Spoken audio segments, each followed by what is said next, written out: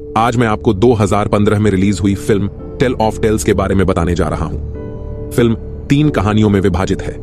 पहली कहानी long trellis नामक एक राज्य के राजा और रानी के इर्द गिर्द घूमती है। पहले तो ऐसा लगता है कि यह जोड़ा खुशहाल जीवन जी रहा है, लेकिन बाद में हमें पता चलता है कि रानी एक दुर्लभ चिकित्सा स्थिति से पीड़ित है जो उसे कभी मां नहीं बनने देगी। इस वजह से रानी हमेशा अपनी पत्नी को इस हालत में देखकर परेशान रहती है। राजा राज्य भर से सबसे अच्छे डॉक्टरों और वैद्यों को बुलाता है, लेकिन दुख की बात है कि उनमें से कोई भी उसके अंदर की रहस्यमय बीमारी का निदान करने में सक्षम नहीं है। इसके बावजूद राजा अपनी रानी को खुश करने की पूरी कोशिश करता है। एक दिन वह महल में कुछ सर्कस कलाकारों को आमंत्रित करता है। अचानक रानी को पता चलता है कि सर्कस कलाकारों में से एक बच्चे की उम्मीद कर रहा है। नतीजतन वह ईर्ष्यालु हो जाती है और अपने कक्ष में प्रवेश करने के बाद चीजों को तोड़ना शुरू कर देती है। जब राजा को इस बारे में पता चलता है तो वह उसके कमरे में जाता है और उसकी समस्या को हल करने के लिए किसी भी हद तक जाने की कसम खाता है। देर रात एक अजीबोगरीब जादूगर महल में आता है जो दावा करता है कि वह रानी की गर्भावस्था की समस्या को हल कर सकता है। यह सुनकर राजा उसे याद दिलाता है कि अतीत में कई लोगों ने कोशिश की है और असफल रहे हैं। हालांकि नेक्रोमेंसर इस बात पर अड्डा हुआ है कि रानी एक बच्चे को जन्म दे सकती है, लेकिन यह इस बात पर निर्भर करता है कि राजा अपनी रानी के लिए कितनी दूर तक जाने को तैयार है। राजा अंतिम सीमा तक जवाब देता है। नेक्रोमेंसर बताता है कि उसके पास वर्षों का अनुभव है और वह प्रकृति के बारे में बहुत कुछ जानता है। इसके अलावा वह कहता है कि प्रकृति को हमेशा संतुलन में रहना चाहिए और अगर राजा किसी जीवन की इच्छा रखता है तो उसे एक का बलिदान भी देना होगा। उसके अजीब दावों के बावजूद राजा और रानी उसे अपना पूरा समर्थन देते हैं। इसके बाद नेक्रोमेंसर प्रक्रिया का वर्णन करना शुरू करता है। राजा को एक समुद्री राक्षस को पकड़ना होगा जिसका दिल रानी की बीमारी को ठीक करने के लिए इस्तेमाल किया जाएगा। फिर एक शुद्ध और अविवाहित महिला इसे तैयार करेगी जिसे रानी खाएगी। इस तरह नेक्रोमेंसर आश्वासन देता है कि रानी गर्भवती हो जाएगी। यह सुनकर राजा तुरंत समुद्री राक्षस का शिकार करने के लिए सहमत हो जाता है और तैयारी शुरू कर देता है। अगले दिन राजा अपने मिशन पर निकल पड़ता है। उसे एक नदी में वह जीव मिलता है। जब राक्षस सो रहा होता है तो राजा उस पर हमला करने के लिए समुद्र में चला जाता है। वह अंततः उस जानवर को मारने में सफल हो जाता है, लेकिन संघर्ष में गंभीर रूप से घायल हो जाता है। जल्द ही वह अपनी चोटों के कारण दम तोड़ देता है, लेकिन ऐसा करने से पहले वह जीव के दिल को निकाल देता है। फिर रानी महल में लौटती है, दिल को कपड़े से ढक देती है। बाद में महल में एक नौकरानी अविवाहित और पवित्र पाई जाती है, जिसके परिणाम स्वरूप उसे हृदय तैयार करने का काम सौंपा जाता है। खाना बनाते समय उसे अजीबोगरीब संवेदनाओं का अनुभव होता है और अचानक वह गर्भवती हो जाती है। जल्द ही रानी हृदय खा लेती है और अंततः वह गर्भवती हो जाती है। अगले दृश्य में नौकरानी और रानी एक ही समय में अपने बच्चों को जन्म देती हैं। लड़के एक ही उम्र के लगते हैं। रानी के बेटे का नाम इलियास है, जबकि नौकरानी के बेटे का नाम योना है। फिर फिल्म 16 साल आगे बढ़ती है, जहां बच्चे अब वयस्क हो गए हैं। रानी अपने बेटे इलियास के साथ एक खुशहाल जीवन जी रही है, क्योंकि उसे लगता है कि उसे जीवन में दूसरा मौका दिया गया है। हालांकि एक ही दिन पैदा हुए और जुड़वांव दिखने वाले 2 बच्चे आम बच्चे नहीं हैं, क्योंकि उनके बालों के सफेद रंग से समुद्री राक्षस का प्रतिनिधित्व होता है। उनकी गहरी दोस्ती है और वे एक दूसरे के बेहद करीब हैं। दूसरी ओर रानी उनकी दोस्ती को तुच्छ समझती है। वह अपने बेटे को बताती है कि एक राजकुमार के रूप में उसे नौकरानी के बेटे जोना के साथ दोस्ती करने की अनुमति नहीं है। इसके बावजूद इलियास अपनी मां की अनदेखी करता है और जोना से मिलना जारी रखता है। बाद में हमें यह भी पता चलता है कि बच्चों में एक अनोखे तरीके से पानी के नीचे सांस लेने की क्षमता है। अगले दृश्य में रानी अपनी नौकरानी को धमकी देती है कि अगर वह अपने बेटे को इलियास से मिलने से नहीं रोकती है तो उसे और उसके बच्चे को देश से निकाल दिया जाएगा। फिर भी दोनों बेफिक्र दिखते हैं और नियमित रूप से मिलते हैं। एक दिन वे सीमा पार कर जाते हैं जब जोना इलियास के कपड़े पहनता है और रानी के पास जाता है। जब उसे सच्चाई का पता चलता है तो वह जोना को राज्य से निर्वासित करने का फैसला करती है। इलियास उसे रोकने की कोशिश करता है, लेकिन असफल हो जाता है। फिर जोना अपने चाकू से एक पेड़ काट देता है और वहां से पानी बहने लगता है। वह इलियास से कहता है कि जब तक पानी साफ है उसे पता होना चाहिए कि वह जीवित है। ऐसे ही पानी लाल हो जाता है, उसे समझ जाना चाहिए कि योना की जान खतरे में है। इतना कहकर वह चला जाता है। इलियास नियमित रूप से पानी की जांच करता है कि कहीं वह लाल तो नहीं हो गया है। एक दिन पानी लाल हो जाता है और उसे एहसास होता है कि कुछ गड़बड़ है। योना को खोजने के लिए वह अपनी मां को बताए बिना राज्य छोड़ देता है। लंबी खोज के बाद इलियास आखिरकार योना के घर पहुंचता है। उसे पता चलता है कि योना ने एक युवती से शादी कर ली है। वहां के लोग उसे योना के रूप में पहचानते हैं, क्योंकि उनके चेहरे की विशेषताएं एक जैसी हैं। फिर उसे पता चलता है कि योना 5 दिन पहले जंगल में गया था और तब से वापस नहीं लौटा है। फिर इलियास योना की तलाश में निकल पड़ता है, जबकि रानी उसके बारे में और अधिक चिंतित हो जाती है। कोई विकल्प न होने पर वह फिर से नेक्रोमेंसर के पास जाती है, लेकिन वह वही बात पूछता है कि अगर वह चाहती है कि उसका बच्चा वापस आ जाए तो उसे जीवन बलिदान करना होगा। रानी तुरंत इस प्रस्ताव को स्वीकार कर लेती है। दूसरी तरफ जोनाह को एक गुफा के अंदर घायल अवस्था में देखा जाता है। फिर एक उड़ने वाला प्राणी हमला करता है और उसे मारने का प्रयास करता है। उसकी चीख सुनने के बाद एलियास जोनाह को ढूंढता है और अपनी तलवार से उस प्राणी को मार डालता है। हालांकि एलियास इस बात से अनजान है कि वह प्राणी कोई और नहीं बल्कि उसकी अपनी मां है, लेकिन यही तय हुआ था, जीवन के लिए जीवन।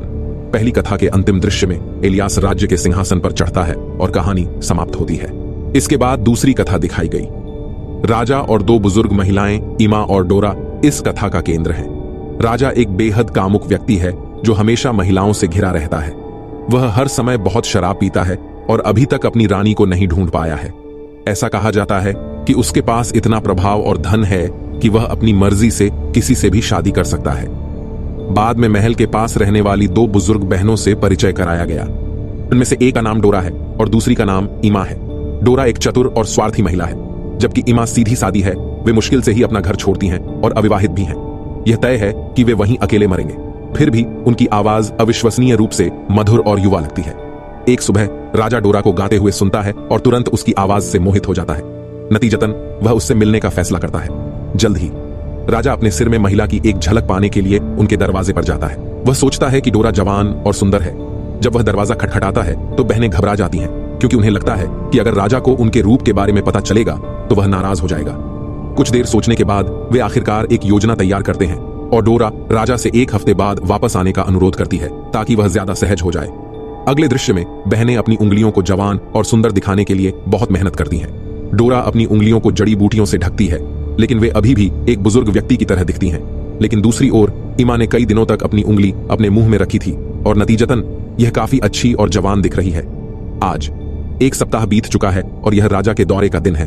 जब राजा वहां पहुंचता है तो डोरा अपनी उंगली के बजाय इमा की उंगली दिखाती है। अब राजा अपनी भावनाओं को रोक नहीं पाता है और मानता है कि उसे अपने जीवन का प्यार मिल गया है। हालांकि बहनें और भी चिंतित हो जाती हैं, क्योंकि अगर राजा को उनकी सच्चाई का पता चल जाता है तो वह उन्हें खत्म कर देगा। बहुत सोचने के बाद डोरा एक शर्त रखती है। वह राजा के साथ तभी सोएगी जब चारों तरफ पूरी तरह से अंधेरा हो और राजा सहमत हो जाता है। अगले दृश्य में इमा डोरा के शरीर को गोंद से कसना शुरू कर देती है ताकि वह एक छोटी लड़की के शरीर जैसा लगे। आधी रात को मंदिर का एक पहरेदार डोरा को लेने आता है। महल में अंधेरा होने पर राजा डोरा के साथ सोता है, लेकिन सुबह उसे पता चलता है कि उसने एक बूढ़ी और बदसूरत महिला के साथ रात बिताई है। क्रोधित होकर वह अपने पहरेदारों को डोरा को खिड़की से बाहर फेंकने का आदेश देता है। सौभाग्य से वह गिरने से बच जाती है। जंगल में डोरा जादू देखती है, क्योंकि एक चुड़ैल वहां आती है और उसे अपनी शक्तियों के साथ पाती है। चुड़ैल डोरा को लंबे बालों वाली एक खूबसूरत युवती में बदल देती है। अगले दिन राजा शिकार के लिए जंगल में जाता है और पहली नजर में ही युवा डोरा से प्यार कर बैठता है। वह उसे अपने महल में लाता है और उसे रानी बनाने का फैसला करता है। डोरा को नहीं पता कि वह कैसे एक युवा लड़की में बदल गई, लेकिन उसे अपनी बहन इमा याद है। वह इम्मा को अपनी शादी में आमंत्रित करती है, जो अभी भी उसके नए रूप पर विश्वास नहीं कर पाती है। जब इम्मा पूछती है कि वह कैसे जवान हो गई, तो डोरा व्यंग्यात्मक ढंग से जवाब देती है कि उसने अपनी पुरानी त्वचा को छील दिया है। हालांकि इमा इसे सच मानती है और हार के बदले में अपनी पुरानी खाल को छीलने के लिए एक लोहार के पास जाती है। लोहार इमा से ज्यादा मूर्ख लगता है। वह उसे जंगल में ले जाता है, उसे एक पेड़ से बांध देता है और उसकी सारी खाल उतार देता है। अगले दृश्य में इमा एक कमजोर हालत में महल में लौटती है और जल्द ही उसकी मृत्यु हो जाती है।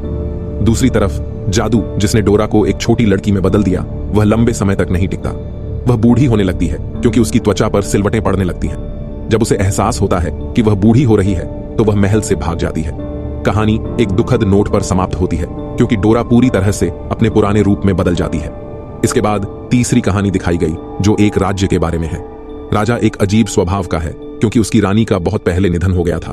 उसकी एक अविवाहित बेटी है जिसका नाम वायलेट है, जिसे उसने कभी सच्चा प्यार नहीं किया। एक दिन राजा को अपने हाथ पर एक परजीवी कीट दिखाई देता है, जो उसका खून चूस रहा है।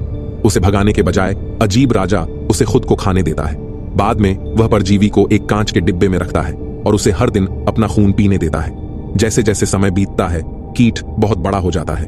दूसरी ओर वायलेट, जो एक खूबसूरत युवती बन गई है, हमेशा एक राजकुमार के सपने देखती है। हालांकि गैर जिम्मेदार राजा को उसकी कोई परवाह नहीं थी, क्योंकि वह हमेशा अपने परजीवी पालतू जानवर के साथ व्यस्त रहता था। दुर्भाग्य से एक दिन परजीवी बीमार हो जाता है और मर जाता है। यह देखकर राजा बहुत दुखी होता है, इसलिए वह उसकी खाल उतार देता है और अपनी बेटी से कहता है कि उसके लिए पति खोजने का समय आ गया है। वह कहता है कि वह एक प्रतियोगिता आयोजित करने जा रहा है और जो जीतेगा उसे उससे शादी करने का मौका मिलेगा। यह सुनकर वायलेट खुश हो जाती है, लेकिन थोड़ी परेशान भी होती है क्योंकि वह अपने लिए पति खुद ही खोजना चाहती थी। इसके बावजूद वह राजा के फैसले से सहमत हो जाती है। जल्द ही पूरे राज्य में प्रतियोगिता के बारे में घोषणाएं की जाती है। राजा अपने महल में परजीवी की खाल प्रदर्शित करता है और घोषणा करता है कि जो कोई भी कीट का नाम बता पाएगा वह जीत जाएगा। कई लोग कोशिश करते हैं लेकिन कोई भी सही उत्तर नहीं दे पाता क्योंकि वह कीट कभी इतना बड़ा और बूढ़ा नहीं हुआ।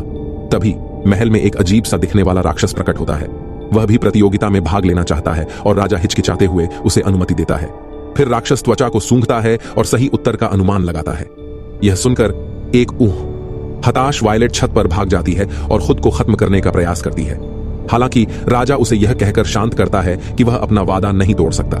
कोई और विकल्प न होने पर वायलेट आखिरकार सहमत हो जाती है। अगले दृश्य में राक्षस वायलेट को पहाड़ों में दूर ले जाता है जहां वह कई दिनों तक रोती है। एक दिन जब वह शिकार करने जाता है तो उसे पास के पहाड़ पर एक और महिला दिखाई देती है। वह मदद की भीख मांगती है और उसे पूरी कहानी बताती है। महिला भी उससे सहानुभूति रखती है और मदद के लिए आने का वादा करती है। अगले दिन महिला अपने परिवार के साथ वायलेट को बचाने के लिए वहां पहुंचती है। जब वे नदी पार कर रहे होते हैं तो राक्षस आ जाता है, लेकिन वे रस्सी काटने में सफल हो जाते हैं और वह गिर जाता है। कुछ समय बाद राक्षस परिवार को ढूंढ लेता है और उन्हें एक एक करके खत्म कर देता है। फिर वह वायलेट का पीछा करते हुए एक गुफा में जाता है और उसे गले लगाना शुरू कर देता है। वायलेट भी परवाह करने का दिखावा करती है, लेकिन जैसे ही उसका ध्यान भंग होता है वह उसे चाकू से मार देती है। अगले दृश्य में वायलेट राक्षस का कटा हुआ सिर लेकर महल में लौटती है और उसे सबके पास रख देती है। फिर वह कहती है, यह वही पति है जिसे तुमने चुना था, और रोने लगती है। राजा भी यह दृश्य देखकर स्तब्ध रह जाता है और अपने घुटनों पर गिर जाता है।